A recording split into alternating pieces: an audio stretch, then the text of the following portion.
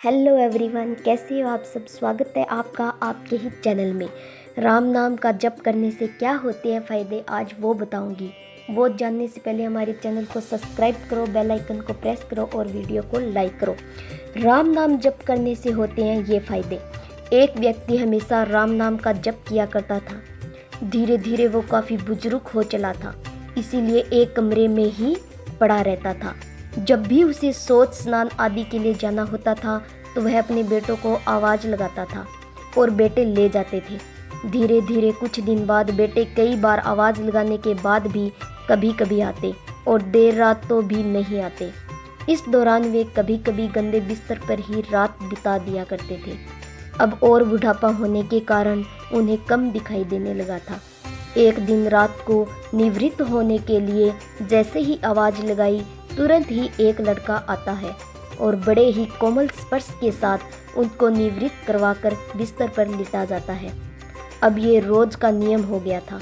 एक रात उनको शक हो जाता है कि पहले तो रात में बेटों को कई बार आवाज़ लगाने पर भी नहीं आते थे, लेकिन ये तो आवाज़ लगाते ही दूसरे क्षण आ जाता है और बड़े ही कोमल स्पर्श के साथ निवृत्त करवा देता है। एक रात वह व्यक्ति उनका हाथ पकड़ लेता है और पूछता है, सच बता दो कौन हो। मेरे बेटे तो ऐसे नहीं आते हैं। तभी अंधेरे कमरे में एक अलौकिक उजाला हुआ और उस लड़के रूपी ईश्वर ने अपना वास्तविक रूप दिखाया। वह व्यक्ति रोते हुए कहता है, हे प्रभु, आप सवय मेरे निवृत्त के कार्य कर रहे हैं। यदि मुझसे इतने प्रसन्न है तो मुझे मुक्ति ही दे दो ना।